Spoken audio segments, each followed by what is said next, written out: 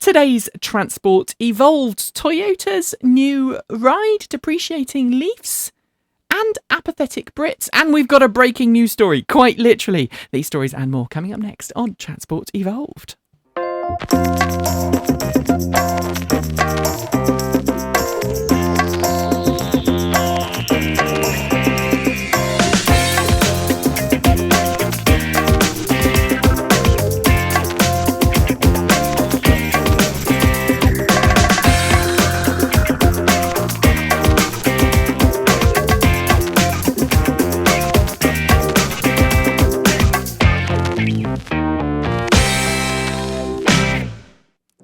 Good morning, good afternoon, good evening, and welcome to episode number 205 of Transport Evolved, recorded on Friday, June the 27th, 2014. My name is Nikki Gordon-Bloomfield, and I'm in a really cool studio today. I wish you could see. My wife and family are out at a concert, which I'm missing, to bring you EV news. That's how dedicated I am. I feel really bad about that, actually. But there's a nice cool breeze because I've got doors open and things are not overheating, which makes my life and my temperament so much better. Joining me on the show today, we've got the wonderful Chelsea Sexton and the equally wonderful Tom Saxton. Sexton and Saxton. How are you guys today? I'm great, Nikki. How are you? I'm good. And we've got some breaking news that we're going to delve right into, but I'm sure we're going to talk about lots of fun things today, Tom, including charging and EVs from Nissan and Tesla and all sorts of fun technical stuff, because you are the science officer for Plug-in America, are you not?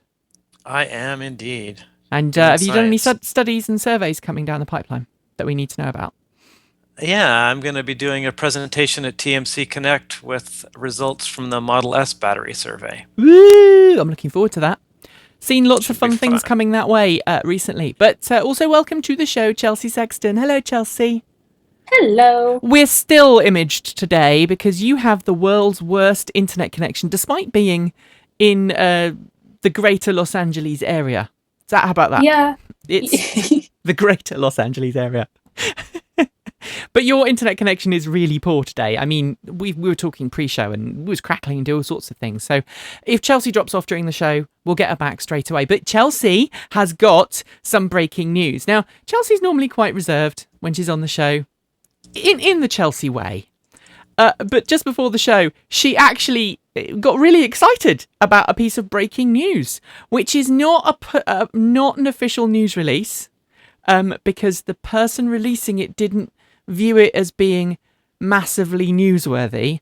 I almost had a news orgasm over it. Chelsea, tell us what it is. Well, I was watching the Nissan Leaf forum, and so Brian Brockman from Nissan just posted the long-awaited battery replacement plan that has been sort of dragging on for quite some time. So last year they announced this battery rental program, and the owners kind of, not surprisingly pitched a fit. And so they went back to the drawing board, and they've been taking some advice from a handful of existing drivers on their advisory board and whatnot. And so they have just announced that they are going to outright sell their battery pack to existing owners, requiring return of the original pack for $5,500, $5,499. Which is actually, I think, a better price than most of the drivers would have expected. I was expecting $8,000. And that's been one of the better prices I've heard in terms of guesses. So they came in a little low. Wow. You get $1,000 credit for your old battery. You have to turn it in, and you can't just walk in as a regular person and buy a battery pack and stick it in your conversion. So there are a few limitations. But overall, I think this is what most of the drivers wanted from the beginning. Right. And then they are also still working on a financing program for those that really liked that $100 a month type of deal. They're going to try to make that available too. But at the end of that financing deal, you will own it. So in either case, this is a battery sale, not is yours a to keep. Lease or rental or anything else. So. All right. So is this, because the first generation Nissan Leaf, and this is a big story. I'm sorry, Brian. It is a big story. Brian over at Nissan North America. It is a big story, and I'm gonna bug him about that one. The first generation Nissan Leaf has a slightly different battery pack and chemistry to the one that's now made in Tennessee and in Sunderland. And of course in Japan. Is this going to be an upgrade battery pack, do you know, Chelsea, for the first generation Leaf owners, or is it going to be essentially the same chemistry, the same setup as the original battery pack? No, this is actually going to be the very newest 2015 quote hot weather or lizard battery chemistry. Wow. So they're getting the brand newest version that are in the 2015 Leafs, and it's really available to any current owner, but Nissan is assuming, and I think they're probably right, that as long as you have your capacity warranty, you're going to wait to see if you get a free battery pack under warranty if you're having a capacity issue, and that most people aren't going to need or want to take advantage of this program for a while. But it's been an ongoing concern, not just for those who are greatly affected by the capacity loss, but just those that now are kind of feeling in an unknown situation. And so this way they have real numbers to put behind their long-term ownership decisions and know for sure if they need to replace a pack or if they sell the car and the next person wants to replace the pack. So now it helps with the used car situation as well. There are a variety of implications that this single piece of information should help. And if nothing else, to be reassuring, and I think make some of the drivers actually pretty happy. I'm hoping. What do you make of it, Tom? That's a great price. I love it. That was really simple. So would you be tempted? Not yet. Our battery's in good shape. But yeah, that means that we can drive our Leaf for a long time. I'm very happy about that. And interestingly, actually, one of the things that I really want to try and keep my Leaf for a long time. And as those who've been listening to the show, we've got a move planned, and that's not going to happen. But now, in my head, I'm going, you know what? I'd maybe quite happily buy a used Nissan Leaf, maybe for $8,000, maybe for $7,000. Put a battery pack in it, and then I can tweak it and play with it, etc., etc. Because I like the lighter interior of the first generation Leafs. Of course, the only downside is you don't have the faster charger, I guess, Chelsea. That is true. Now, let's just talk for a second, though, about the validity of this all, because we've got very used to not buying older used cars, because cars traditionally, once they get to sort of 8 years of age, between 5 and 8 years of age, they start to deteriorate, bits fall off. The engines on some what I call budget brands tend to go at maybe sooner than that, 3-4 years old.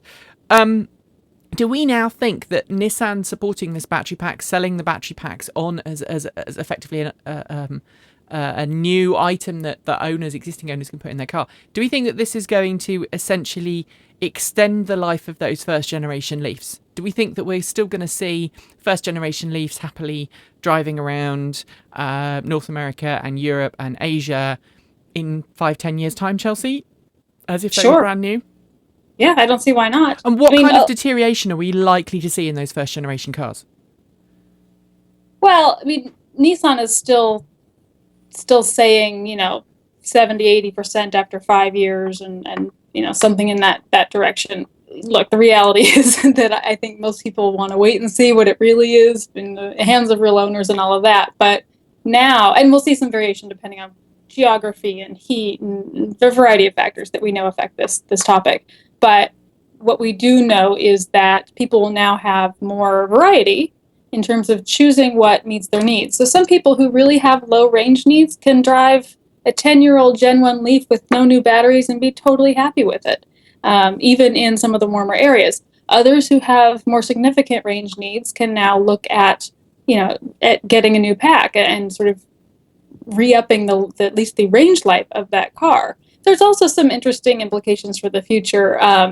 They are doing a little bit of an adapter to try to get this new pack into the super original cars. They are slightly different in format, but also there's a great desire, understandably, for whatever other new chemistries or even new sizes of batteries come in the future to make those retrofittable too. So I think it's really encouraging that while it took a little bit of wrangling and certainly a lot of begging, that Nissan is actually proving its intention to do what it can to continue to make parts available to even the original cars. So hopefully that will extend further to the extent that it's feasible. and there will come a point where it is not feasible. But even, that we might see even newer batteries for older cars in the future. We'll have to see. Yeah. Wow, I'm still in shock. I've just been tweeting, so hopefully we'll get more people coming on and talking about it. If you're in the chat room, if you're watching, you've got any questions, I would say that we've kind of got the dream team here to talk about batteries, because obviously Tom has done a heck of a lot of research into Nissan Leaf battery degradation, and of course Chelsea knows everything when it comes to EVs. She just does. It's just brilliant. All right, let's go on. Shush now. Let's go on. Let's go on to the second story now, which is Audi is rumoured to be playing catch-up to Tesla. And this was a story that broke this week. Rumours are that Audi, a couple of sources close to Audi, telling Reuters that essentially Audi's become spooked by BMW and the i3 being so popular, the BMW i8 obviously coming out soon, the Tesla Model S and how well Tesla's doing, and also the Mercedes-Benz B-Class electric drive, which is launching in the US any day now. And so Audi has kind of gone back to the drawing board and gone, holy what's-its, we better catch up. Not just talking about the R8 e-tron, which we already knew was coming to market. We're talking about a whole range of plugins, and not just the Sport Wagon, A3 Sport Wagon, which is coming to Europe later this year as a plug-in hybrid. We're talking all electric, and quite a wide range of vehicles. Now, the way this read was, Audi's been spooked, etc., and suddenly all these cars are coming out. That's not how it works, though, is it, Chelsea, in the electric vehicle world or in the car world? It takes a long time to bring these vehicles to market, and I suspect that this is a plan that Audi's had on the back burner almost as a B plan or an escape route, just in case things do start to pick up, because Audi's always been very dismissive of electric cars. Audi's kind of had these engineers working on cars all the time and can now bring them to the fore. What do you think? I think that's largely true. And, Audi and their e-tron programs have kind of been on again, off again for a while, but it's clear that they've been working on them. And even last year, some of us went over to Germany and drove the R8, which is an inappropriate amount of fun to drive. Let's just be clear. But also the A1 pure EV that they did in small volume for a European test, which when I drove it was sort of shovel ready, like put it in my driveway now. It's a great size. It worked well. It was nice and refined. It didn't drive like some sort of prototype. So it bodes really well for what they do actually bring to market. But it's clear that behind the scenes, they've been working on this for some time, even if not talking about it too loudly. I think, did you drive the one with the paddle shift, Chelsea? Yes. Yeah, that was a great car, wasn't it? And I'm really disappointed that the paddle shift didn't make it to the production, because it's essentially a Golf, isn't it? An electric Golf. And the paddle shift didn't make it to the production Golf. I was so disappointed. There we go. Sorry. Tom, what cars would you like to see from Audi that are electrified? There was talk of an Audi SUV to go against the Model X from Tesla. There's certainly huge demand for the SUV form factor, although I think people overestimate how important four-wheel drive is. Right. But I mean, if you can drive electric, I think there's a lot less need for four-wheel drive, just because you have so much better control over torque. But just the form factor for being able to carry passengers and kids in car seats and all that sort of stuff. Wow.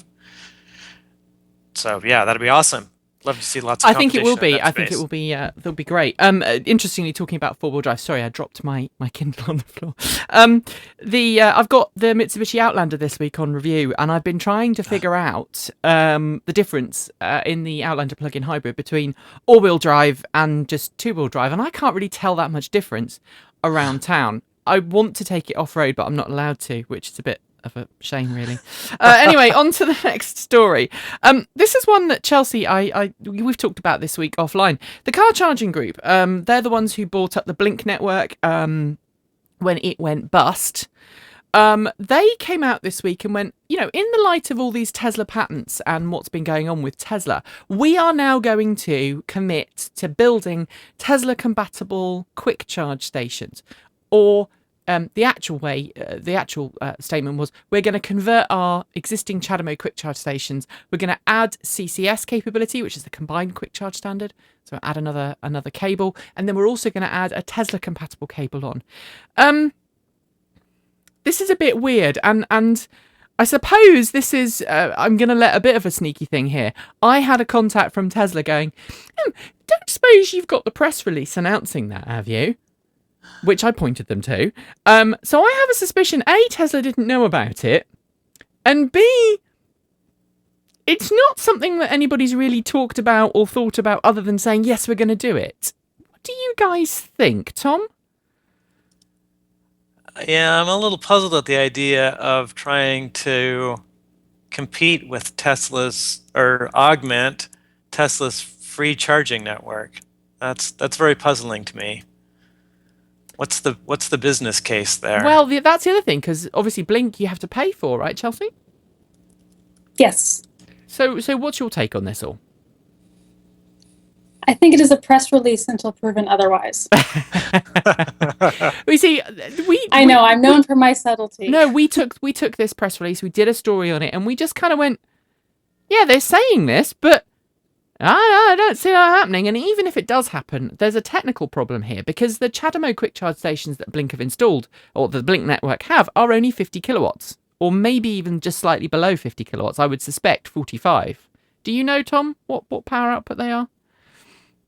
I've seen north of 40 kilowatts coming out. Okay. I'm pretty sure I've seen north of 40 kilowatts coming out of a Blink CHAdeMO station. Okay. But, 40 kilowatts isn't 120 kilowatts. No. But it's a hell of a lot better than, 6 kilowatts, or actually the Blink stations in the US have all been derated to 24 amps. So you're not even getting 7 kilowatts out of those guys. That's terrible.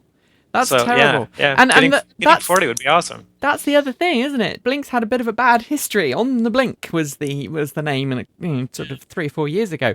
And I don't see how they're going to provide the power that Tesla owners feel they need. And if you're a Tesla owner, I mean, just think, Blink, obviously very popular in the Pacific Northwest. There are tons of superchargers in the Pacific Northwest. Why would you stop at a Blink charging station when you can go to a supercharger for free? It just doesn't make sense. I will watch this one with interest. Chelsea, sorry. And even more, what has Car Charging Group installed since acquiring Blink? Nada. Besides buying up existing infrastructure, what did they put in? I don't think anything. As of March, I was reliably informed it was a grand total of 2 stations. That's brilliant. So, that's really the basis of this press release till proven otherwise position of mine is forget the technical aspects. It's hard to install what you're not building in the first place. It is true. Let's move on. This is good news. California has reinstated the green HOV lane program, or rather, it's passed. It's called a trailer bill, which I don't quite understand. It's a trailer bill, which is kind of like a financial bill to help the state carry on functioning. And what it's done is, as part of that bill, it's been rushed through that the HOV lane program will get another 15,000 green HOV lane stickers. So if you've got a BMW i3 range extended version, you can finally apply for your green HOV lane sticker. If you've got a Chevy Volt that you bought in the last couple of months and you weren't able to get a sticker, you can get one of those now for that. There is plans afoot to extend this up to 80,000. So at the moment it was 40,000. This new expansion has moved it to 55,000, and eventually the hope is it's going to go up to 80,000 HOV lane stickers. In much the same way that the original yellow hybrid HOV lane sticker program worked. They started off with a fairly low number and then eventually, moved that up and eventually stopped it altogether. Now, Chelsea, how long do you think it's going to be before those stickers are gone? Oh, just a few months. Yeah. Although I was not one of the ones that thought there should have been more issued in its current form anyway. Okay, well, that's one of the reasons why I put this on, because I know that tell us why you don't think it's a great idea. I mean, I've got my own reservations about it. Well, I mean, it was not the best crafted bill in the first place in terms of having no efficiency or EV mileage standard whatsoever. So to the extent that we were going to issue more stickers for plug-in hybrids, a few years in, it's time to start parsing and making some judgments about not all plug-ins are exactly created equal and entitled to every one of the same incentives. So it would have been appropriate to say, all right, we'll issue some more, but we're going to raise the EV mileage floor to something that can actually be a standard commute in EV mode, because a good chunk of those with stickers cannot function at freeway speeds in EV mode, and certainly not for the length of a standard commute. So I would have rather seen them go back and tweak the bill itself a little bit and then move forward, rather than let's just shove more cars, plugs all that's required into the HOV lane. And I think there are people, are there not, in the state of California who are buying plug-in Priuses, plug-in Prii, and never plugging the things in. That's the story. That's the story. And well, no, I've heard people actually boast. Oh no, I have too. But we've got but this I've car never because seen we it. just want the HOV lane. Yes, I've had drivers admit that too, and in fact, I've seen Toyota salespeople advertise that way of, doesn't matter if you never plug it in, go ahead and get the car, take the incentive, take the HOV lane sticker, and don't worry about it. So it's clearly happening, but I've only ever heard it at an anecdotal level. I've never seen Toyota, certainly, or anyone else really put data behind how often this is happening. And what I'd like to see, I don't know how you feel about this, Tom, I'd like to see a minimum range on these vehicles. And you say, okay, your vehicle has to do at least X number of miles in an electric mode in order for you to use this lane, at least on paper. You can't police whether someone's plugging in or not, but I would suggest that if you've spent a sensible amount of money on a car that will only that will do 20 or 30 miles per charge at a minimum, you're gonna want to do that, because it's not like the Prius, which is only 5 or 6 miles realistically. It depends on how you drive it, but yeah. Yeah. I mean, case in point, my Volt, the EPA range of the Chevy Volt is what, 37 now, Chelsea, for the current model year? I think so. 37 miles. My one I think was 35 miles because it's the previous year. But I can easily get 50 out if I'm careful with it. But I mean, this Outlander that I have sitting on the driveway, I've taken it out and I managed to almost flatten the battery pack in about 18 miles, and I was driving it really gently. So it comes back to that. What is the definition of a plug-in car? What is the definition of a car that we should give these incentives to? And is there a cutoff? Do we say, if you are a Cadillac ELR driver, sorry, no incentive for you? Do we say it has to be electric a certain amount of time? Or, do we cut off compliance cars? It's a very, very, very dark area, isn't it, Tom? Yeah. It's a tricky business. Because if you set a threshold, then you're probably going to get a lot of cars exactly at that threshold, which is that's also why not what we want. the Prius exists, right, Chelsea? Yeah, I mean, we know that manufacturers design to regulation. The Prius magically has 4 kilowatt hours in it. The federal tax credit starts at 4 kilowatt hours. Carb credit starts about 9-10 miles for a plug-in hybrid. That's what the Prius has. So certainly we know that to be true, which also says that, in certain ways it's appropriate to look at how we might tweak those dials to influence increasing electric range and the various types of design that we want, which is not to say that in terms of vehicles and people coming into plug-in vehicles, we shouldn't leave that entry-level bar as low as possible. All comers, absolutely. But when it comes to incentivizing them, that doesn't mean they should all be incentivized to the same degree and in the same way. And that we ought to start looking at individual incentives and regulations and what they're each meant to accomplish, because the parameters for all of them shouldn't be the same. A congestion charge is meant to accomplish something different than HOV lane, for example. You're right. And therefore they should have different parameters around them. You're right. We are now going to go into the final story of the segment, which is a kind of a technical explanation, really. And it's also a bit of a bugbear that I have with the automotive industry, Chelsea, you know that this one winds me up, and I suspect it winds you up too. Features that already exist being given new, sparkly names by automakers to make it sound like it's something that's nobody's ever done before. And we are pointing the finger squarely at Mercedes-Benz. The B-Class electric drive online configurator opened this week for North American customers, and among the list of things you can add to your B-Class electric drive, which is $100 more than the i3 at its base level, is something called a temporary range extender.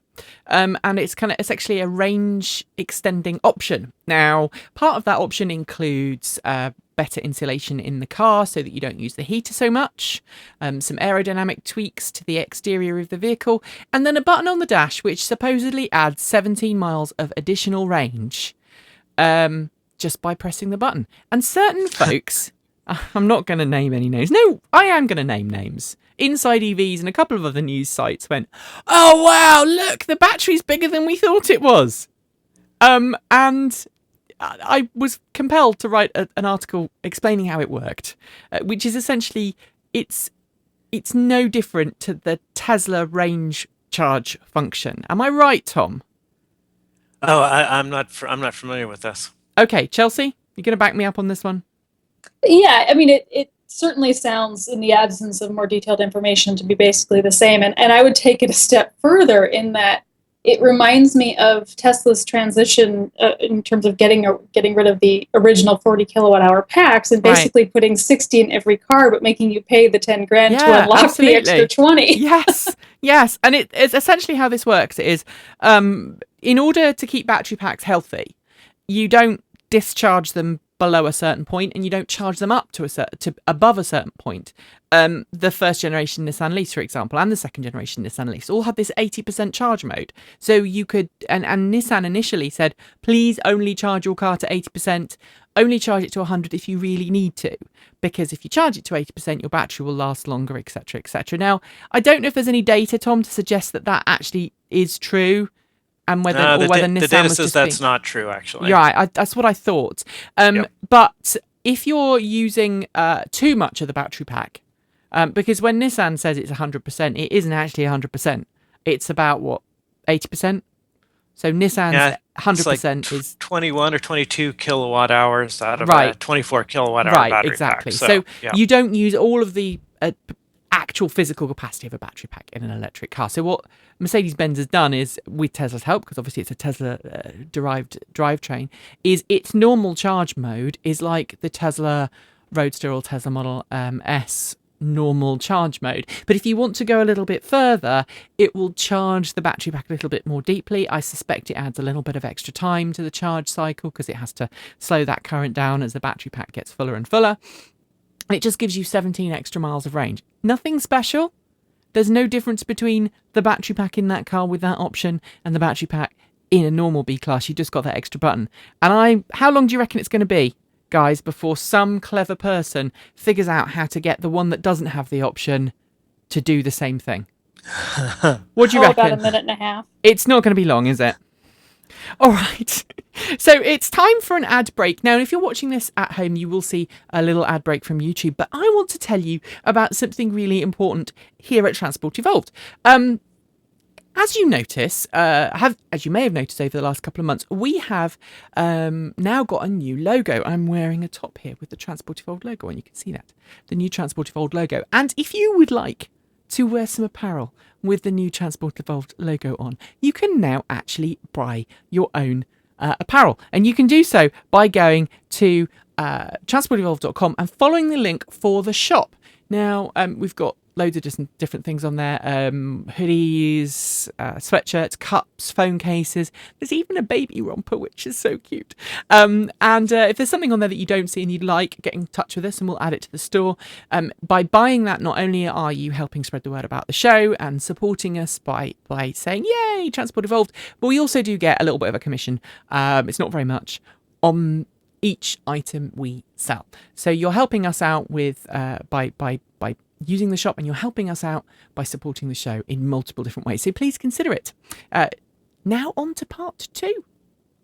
So we've had a really slow news week this week, but today a UK politician went on the BBC Radio 4 You and Yours programme to basically say that British EV drivers should only use public chargers, essentially quick chargers, in exceptional circumstances. Now, this is a story that revolved around Chargemaster and the Polar Network and their tariffs that they introduced in April, which charge you £7.50 to quick charge your EV 30 minutes for £7.50. And if you need more than 30 minutes, you have to pay another £7.50. So if you arrive with a Nissan Leaf and it's almost empty and you need, say, a 90% quick charge, you're going to end up paying £15 for that charge. And You and Yours have been contacted by lots of owners going, I'm not doing that.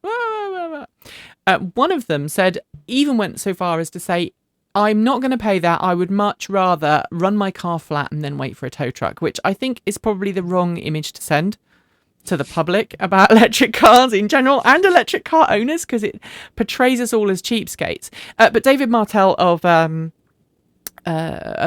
Polar Network was on, and also it was someone from the Department of Transport, and I've forgotten her name. Baroness, can't think of her name. That's not her name, obviously. Baroness, can't think of her name. That would be bad. But she said EV charging, quick charging, should only be used in exceptional circumstances. And the general message from both of them was, stop complaining about quick charging costing so much.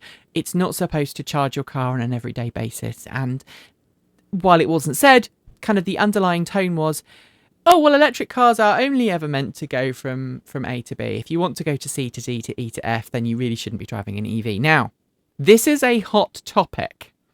I'm going to try and squeeze this and concatenate it into a fairly short segment. I'm warning everybody because I know Chelsea's got some wonderful views on this. Chelsea, take it away. Well, I could take issue with the phrasing, but the notion that fast charging for most people, and yes, I realize there are exceptions, is an occasional use product is actually pretty right. And we can't have it both ways. On one level, there's this, we want lots of charging and fast charging on every corner. And at the same time, the more that's out there, the more it costs to maintain these networks. And there will be a charge and a higher charge for convenience, essentially, whether that's speed and location and that sort of thing. So, I mean, I have issues and certainly thoughts around exactly what they're charging from a business perspective and whether that's a good idea. But at the same time, I certainly challenge the notion that EV drivers are entitled to cheap or free charging constantly and quickly just because. Yeah, that's fair enough. What do you think, Tom? Yeah, quick charging is expensive. It requires expensive equipment. It ends up resulting in demand charges from the utility. If you're doing it during the day, then you're doing it on peak, which is not a good thing. So EV drivers should expect quick charging to be more expensive than level 2 charging. On the other hand, I think there are situations like people who live in apartments and condos that don't have access to charging, where quick charging could make an electric vehicle viable for them. So, yeah, I agree that if you can charge at home, then you're probably not going to need to quick charge very often. But on the other hand, to say that you should only be doing it rarely is missing some important use cases. And I think there is another thing that we need to add to this, and I didn't put it in the show notes. And I'd like to see what you think about this. I've got some very strong views on this. There are some companies in the UK who are essentially getting free fuel from charging networks like Ecotricity. And they are, the taxi companies and whatnot, they are using the Ecotricity charge networks and all these other charge networks, and they're getting essentially free fuel for their business from this, what is essentially designed to be a personal charging network for people to use. Or have I used the wrong word there? Chelsea, what's your views on that? Essentially, companies getting a bit of a leg up. Well, I mean, I think there is some implications to certainly the public funding involved in all of the charging systems and how that should affect at least the early business models. It is appropriate to in some cases, say, there should be a couple of years or some period of time of cheaper free charging. in response to the fact that they were publicly funded in the first place. And there certainly are a lot of views, and I have some, around how much funding is being handed to private companies with no oversight. Essentially, that's the bigger issue. Yeah. Is very little oversight of what has gone and what has been done, let alone who's gaining what advantage. And there are some already. In the chat room, we've got people going, how dare you tell me £15 is EVs are short range trips, £15 is too much. Yes, but a lot of this money has been sent to companies, right, Chelsea, for the installation of these charging stations all over the world. This is not just a UK thing. This is a global thing. Because what happened was EVs came on the scene and people went, oh, EVs. Oh, buzzword, EVs. Let's spend lots of money on EVs. And not necessarily the people who knew about EVs were not necessarily the people who got to the money to put in the charging networks. And so we had lots of... You've called it a land grab before, Chelsea. Well, sure. I mean, there's funding to be had. Why wouldn't you make a grab for it? And, so there's not specific blame to be placed on the companies, but certainly for those handing it out, there should be a bit more adult supervision by those agencies. And I would also like to see a more equitable charging from the companies who offer charging. I think my concern over all of this, and this is one that a lot of people in the UK have talked about, is that charging too much suddenly, going from it's free, use it as much as you want, to suddenly charging a lot of money, has left a bad taste in people's mouths because they suddenly feel like they're being screwed after they've made a commitment to buy a car. Maybe they didn't quite understand that this is how it was going to work. That's maybe a little naive, but they didn't understand that it was suddenly going to go to paying large amounts of money for the charging. And they feel cheated, and they feel that there's no way for them to pay an equitable amount. Now, these charging networks are expensive to maintain. They are expensive to install. But there's a question of reliability as well. People feel that money is being paid. They are giving money in. The government's giving money to some of these charging station companies. Some are not. Some are around the world. And people are feeling that they're not getting value back. How do we address that problem, Chelsea?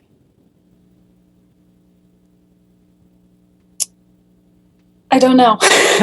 Tom?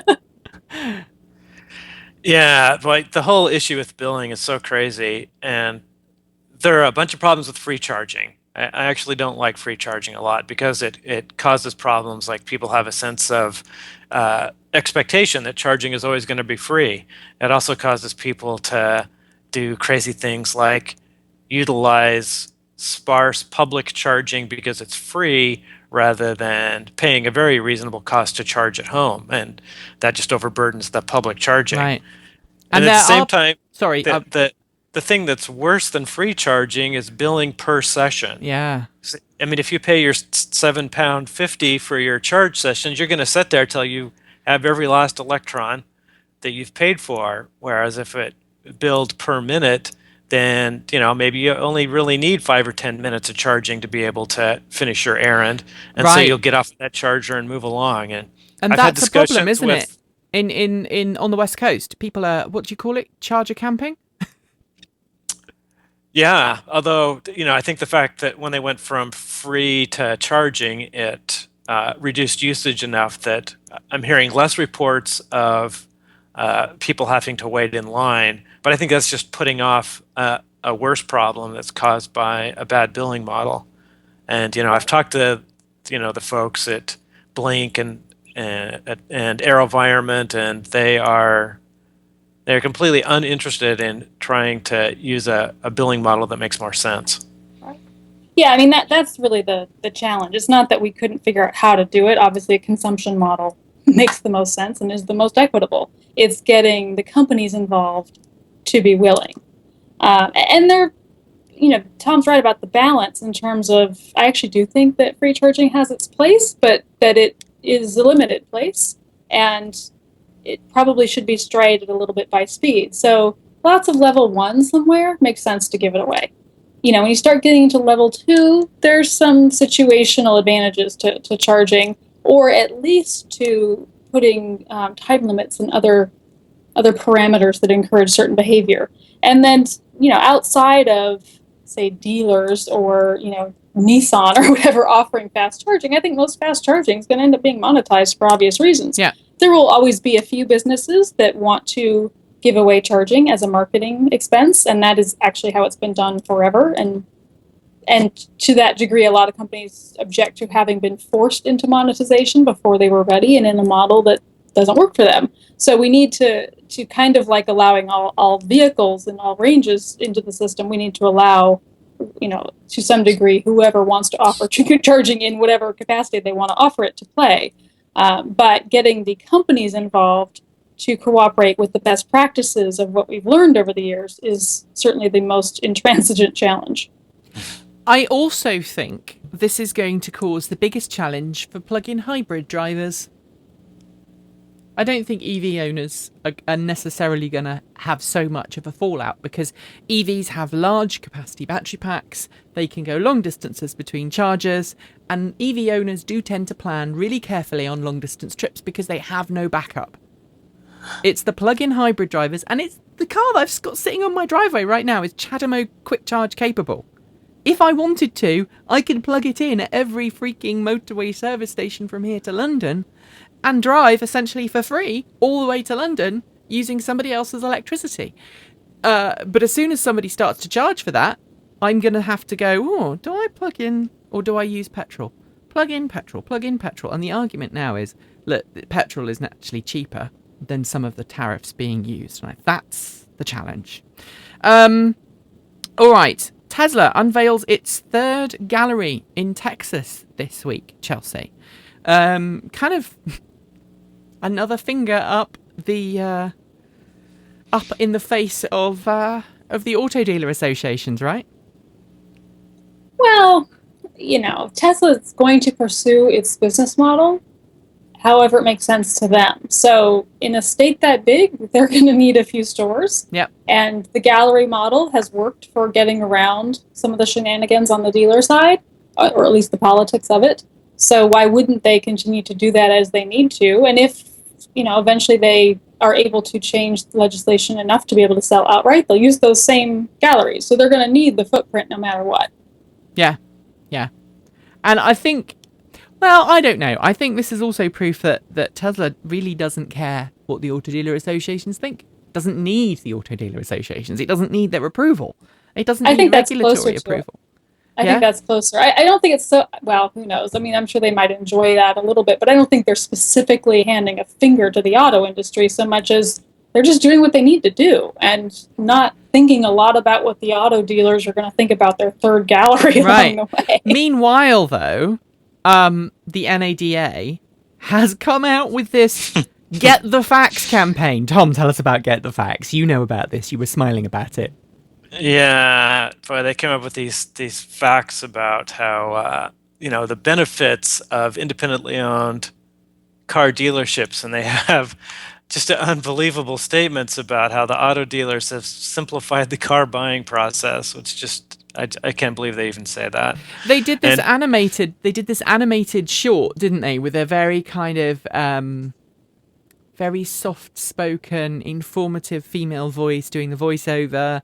And it was done almost in a, don't worry, we're protecting you. We're protecting you, the buyer, from those nasty, nasty people. Don't worry, come in. Come under our wing, we'll look after you. And it was done in that kind of very much infomercial way. I would play it, but I'm scared of the NATA. I think they're probably quite litigious folks, and I don't want to be sued for copyright infringement. So we're just going to have to talk about it. Chelsea, what do you think of it? It reminds me very much of when we came out with Who Killed the Electric Car, and GM came out with their own Get the Facts campaign. Yeah, I was yes.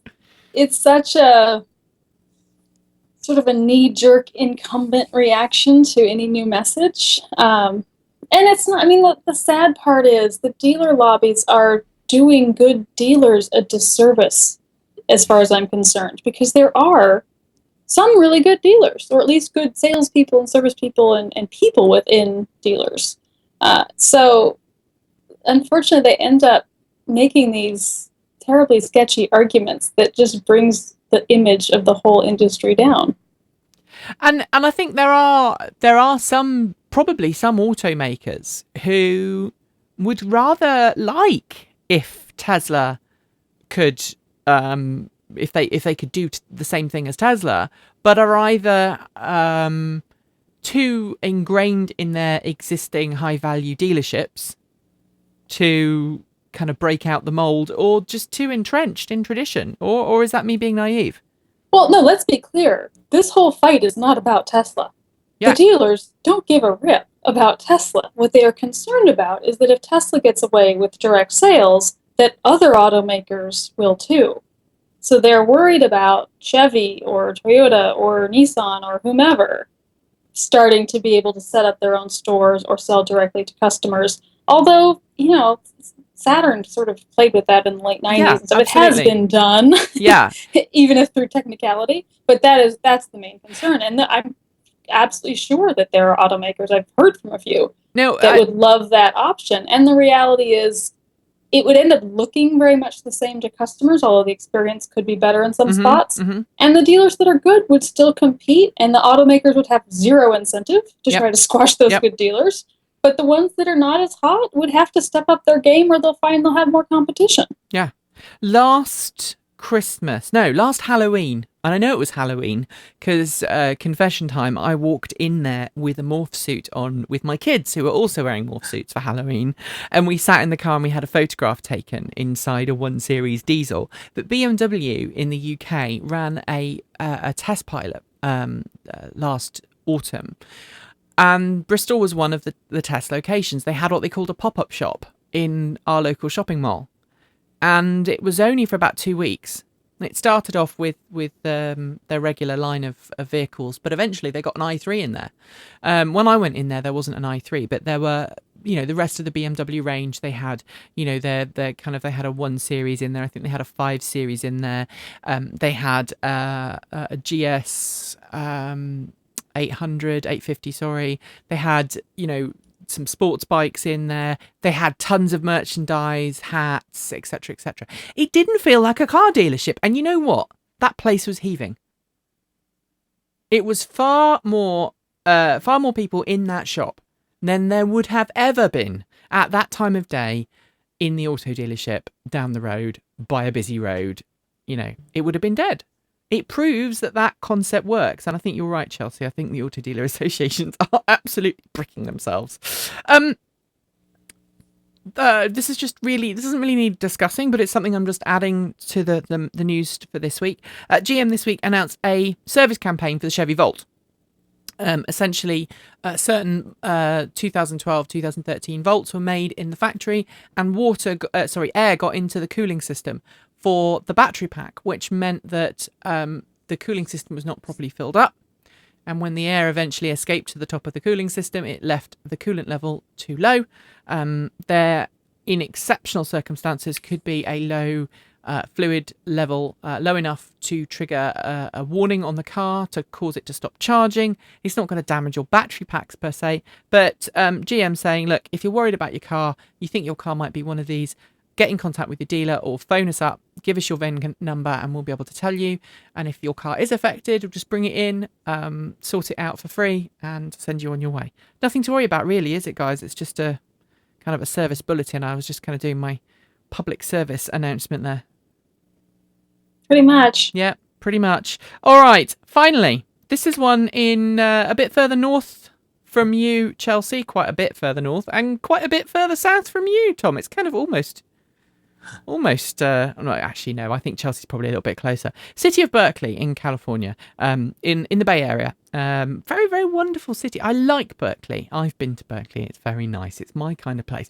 Considering the first city in the US to put health warnings on the boot of gasoline pumps. So when you go to the gas station and you're there pumping gas, it will say CO2 is harmful to your health, much like the cigarette packs in the UK. And I think you now have them in the US as well. On cigarette packs, you have a warning that says smoking kills or something like that, Tom. Is that right? Yes.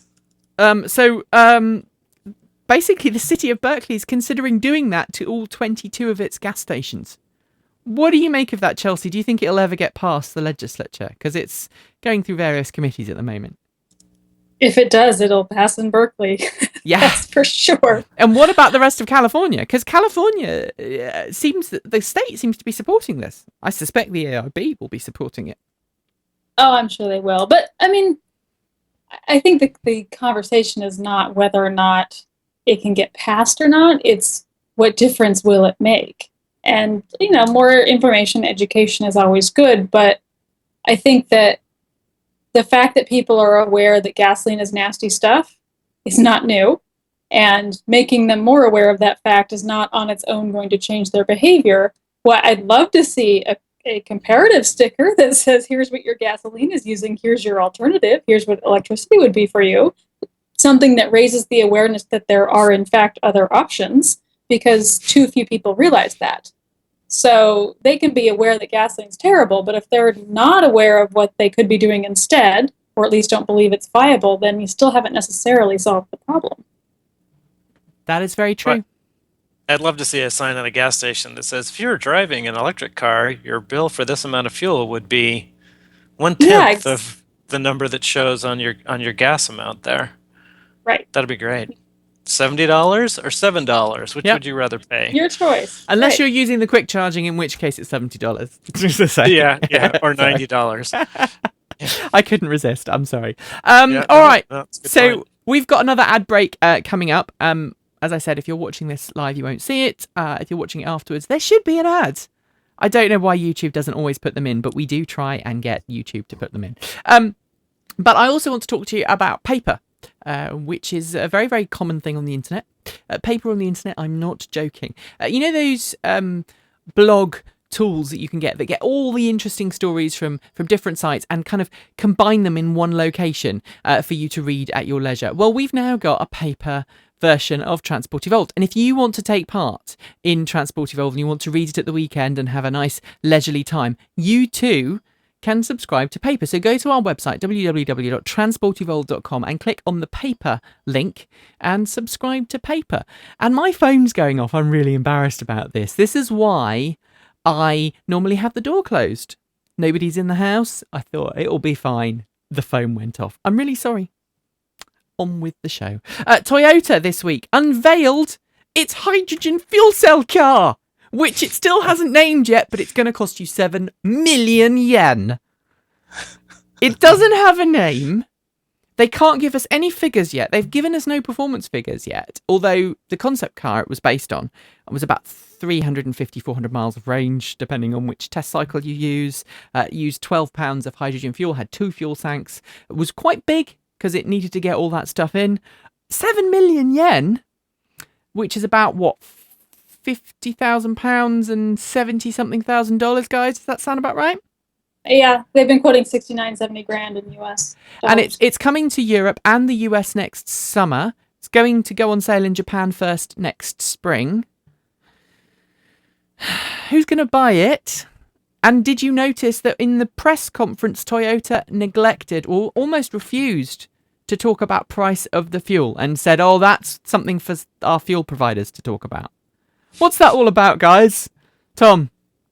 Hydrogen is really, really expensive, and they don't want to talk about that. If you think DC fast charging is expensive, wait till you see what the real cost of producing, transporting, and storing and delivering hydrogen is. It's crazy. It's bad, isn't it? Chelsea? I will be curious to see if anybody buys that car in the US. Well, I suspect it'll be lease only. Yeah. And largely in California. Yeah. Who just passed a brand new $5,000 credit for fuel cells, double what EVs get in this state, which will help quite a bit, bring that lease price down.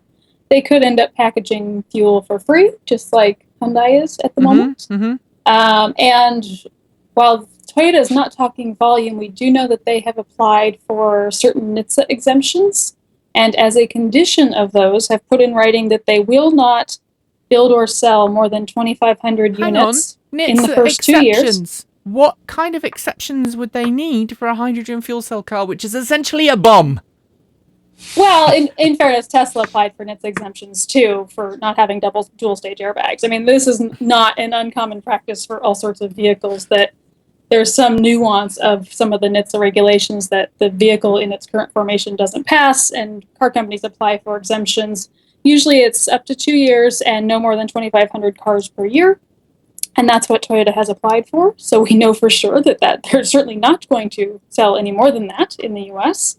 And those documents actually currently state that at the moment plans are to market the vehicle in the US. However, those plans could change. So I don't know if they're just keeping their options open or they're waiting to see what carb lobbying they can get done between now and then. Okay. Or what. But we do have some confirmation that this is going to be an incredibly low volume program. That's so sad. Right, moving on. UK domestic charging station installation grant is back in full swing in the UK this week. Unlike the one that was halted earlier this year under charges of corruption, essentially, by the installers, who were going around cold calling people, or a lot of them are very good, but there were a few unscrupulous ones that were going around cold calling people going, hey, you can get a free electric car charging station in your house, even if you don't own an electric car. Using up tons of government money, obviously making a decent, tidy profit in the process, and a lot of these charging stations were not going to people with EVs. The scheme is back now temporarily until September, when a new scheme is going to launch. The grant is still £1,000, up to 75% of the cost of the installation, although a lot of companies subsidise that last 15% to encourage you to get a charging station. But now you have to own an EV.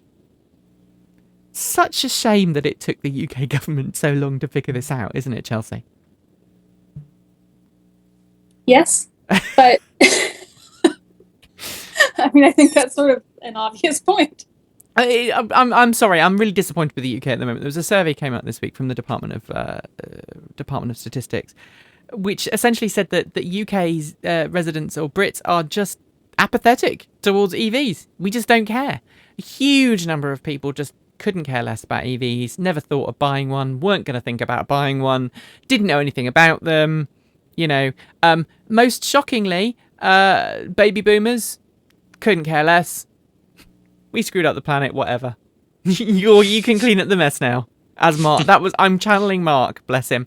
For those of you who keep asking where Mark is on an extended sabbatical from Transport Evolved. Essentially, he's on a long break from the show. He will be back, he assures us, and he'll be back writing. But for now, he's not at Transport Evolved. He's developing a really cool business with the audiobooks, the in-ear entertainment, which most of you are familiar with. He's doing some great things. He's got some great stuff to announce coming up soon. So follow him on Twitter at Nufkin and go to in-ear entertainment. He and I are still talking. We haven't fallen out. It's just that he's not doing stuff at Transport Evolved at the moment. He's focusing on other stuff. So and getting better as well. Where was I? Oh yes. So British people really apathetic towards EVs, whatever. Yes. Makes me so sad. Anyway, Nissan Leaf was the fastest depreciating used car in May in the US, losing quite a lot of money compared to some other cars on the market. And lots of news outlets kind of jumped on this and went, oh, this proves that electric cars are rubbish and nobody wants them. There are lots of reasons why the Leaf has depreciated so much in value, aren't there, Chelsea? Sure. In part, we're going to start seeing, I think, more of this in both the Leaf and Volt as we're getting closer and closer to Gen 2. That will affect Gen 1 prices. I'm sure that some of it may have been concern and speculation and whatnot over this battery capacity issue or potential issue. And it'll be interesting to see if today's announcement has any effect on that. But just, yeah, there's a variety of reasons. And going into summer, we're going into a new model year in general, which affects all vehicles. There's a few different things that have nothing to do with the fact of, having batteries on board that could affect it. Yeah, and the other thing is, a lot of people are buying these cars for the first time. For the second time. So people who bought the cars first time round are now handing their cars back. They come to the end of their 3-year lease and they're buying a new one. Mm-hmm. And in the meantime, the MSRPs of those vehicles have come down quite a bit. Right. So people who, may have originally thought about buying a used Leaf are now going into dealerships and buying brand new ones, because you can now get really good deals on brand new Leafs. And you've got the base model car, which a lot of people are buying rather than buying the used ones, which they don't know about the battery pack, they don't know how well it's been looked after. And so that combined, people coming in and swapping out their first gens for a second gen, or maybe another car like the i3 or whatever, means there are more used Leafs on the market than there were. And people coming into dealers and getting good deals on late model year cars, because let's not forget, we are just rushing into the best time to buy a car, because late model years are need to be replaced by the new model years, which generally traditionally come out during the summer through to the early fall. And so people are going, I'd rather have a 2015 than a 2014. The dealers are going, no, you want a 2014. And some people will, get a 2014 if they haggle, they bring the price down. But that, again, drives people away from buying a used car. If they can get a nearly new or a last year model new car, 2,000, 3,000 off MSRP, they're going to do that rather than buy a used car that's maybe 1,000 or 2,000 cheaper. So that's also an effect, isn't it? So, well, and EVs, and in particular the Leaf, because it was the first and most common, have such a disproportionately high lease rate. Yeah. That if you think about 3 years ago, yes, the Leaf had been on the market about 6 months, but it really was just starting to come to the US in any sort of volume, which means that 3 years later, we are now seeing a good chunk of cars starting to come off lease. So there's sudden availability of used cars, and in not the sporadic manner that maybe would have happened if more cars had been purchased. And you're right, these buyers can now get into newer cars, same leases again, but super, super cheap. And used cars in general, but certainly on EVs, remain a question because they tend not to have the incentivized finance rates and different things, and certainly the tax credits and stuff that the new cars have. So it can be, for any car, more expensive on a payment perspective to buy a used car than a new one. Right. And it's obviously funny that's magnified with the scrutiny on EVs. And it's funny you say that, because when we bought our Volt, we were looking, when the Volt came out, Chevy sent over to the UK a few essentially special colour, special edition Volts. They were trying out different colours to see what the market was, and they had one that was blue, which we can't get over here as a normal model. But they sent a couple of blue ones over, and we were looking at buying an early 2011, 2012 Volt that was blue, fully kitted out, all the gadgets, and the finance that we were offered on that car was worse than the finance on buying a brand new one. So we bought the brand new one. It's exactly that case in point, Chelsea. I'm your proof person. QED. MG. Do you like MGs, Tom? Sure. I've been at car shows with them. I have friends that adore them and restore them. I can't say I have a lot of personal experience. So MGs, I suppose, for most Americans, are the little tiny two-seat coupes from the 70s. Obviously, if you're in the UK, you might think of them as being slightly older. I remember getting really excited about the wooden MGs at car shows, the ones that actually have wooden frames, which are wonderful. Very popular in your neck of the woods, Chelsea? Kind of on the same format. I mean, they're an enthusiast vehicle. Right, okay. So the MG mark has now been around for 90 years. Over in the UK, obviously, we think of MG slightly different. We think of the MGTF, the sporty one that was around in the 90s. If you are a child of the 80s, you will remember the MG Maestro and the MG Metro, which were kind of rebadged performance versions of the Austin cars of the same name. The Austin versions were pretty rubbish. The MG ones were a little bit better, but not so great. The MG Maestro famously had the voice computer in it. In the 1980s, there was a computer inside the car with a recording that played you things like, "The door is ajar." And there was a famous incident where some guy crashed his MG Maestro and ended up upside down in a ditch, trapped in his seat. And all night, the car, this voice every few seconds was going, "The door is ajar." But MG now, obviously MG went was originally its own company. Then it was Austin, and then it was Austin Rover. And then it was sold to a Chinese company, where it is at the moment. MG is back now on the market and very much focused on the sports car sort of feel, sports sedans, sports hatchbacks. And now they're bringing out an electric version, or at least they debuted an electric version. It looks very much like a cross between a Nissan Leaf and a Toyota IQ or Toyota Aygo. Very, very good reviews. Lots of people have driven it at an event last weekend and say it handled really well. Suspension was sorted, etc., etc. Interestingly, MG says it's not going to launch this vehicle until the world's decided on a charging standard, which might take some time. Chelsea? I agree. So that's one to watch, and I'm just throwing that out there because a lot of people were really enthusiastic about it. And finally, Ampera in the UK. Ampera and Volt. For some reason, Brits don't get the Volt. They don't get the Ampera. Would you agree with that one, Chelsea? I know you don't have so much time in the UK, but the market in the UK for the Ampera and the Volt's not as good as maybe the US. And it's not doing great in the US either. But Vauxhall, how do I put this without being catty? Screw it. Vauxhall come out with press releases every time somebody famous buys a Vauxhall Ampera. And it's kind of irritating because they don't just go for well-known people. They go for people that I've never heard of. Not that I'm a walking encyclopedia of celebrity, but every couple of weeks someone buys an Ampera who's a celebrity or a sports star or a whatever. Now Vauxhall has done the weirdest thing ever with a car.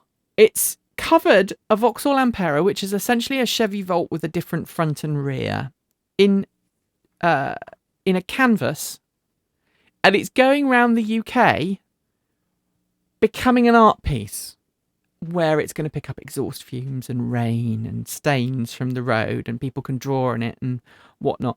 This strikes me as the weirdest, most desperate ad campaign ever for this vehicle. And it leads me to the final question I have, Chelsea and Tom, which is, why is GM's marketing so weird, Tom? I think I'll let Chelsea answer that one. I think she's the expert there.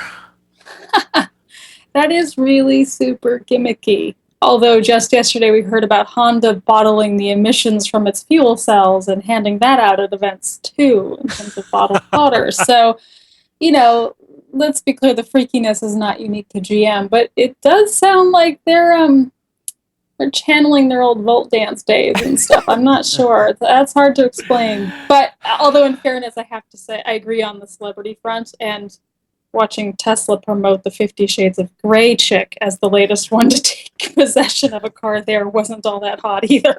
Well, this is the funny thing, because the story behind that was I was going to the launch and Tesla still hadn't told us who was getting the cars. And I only got it out of the Tesla UK rep because I got stuck in traffic.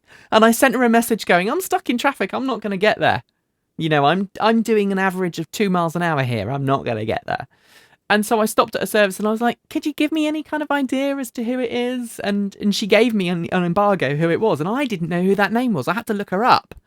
I went, oh, her. Right.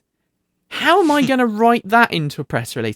Into a story from the press release.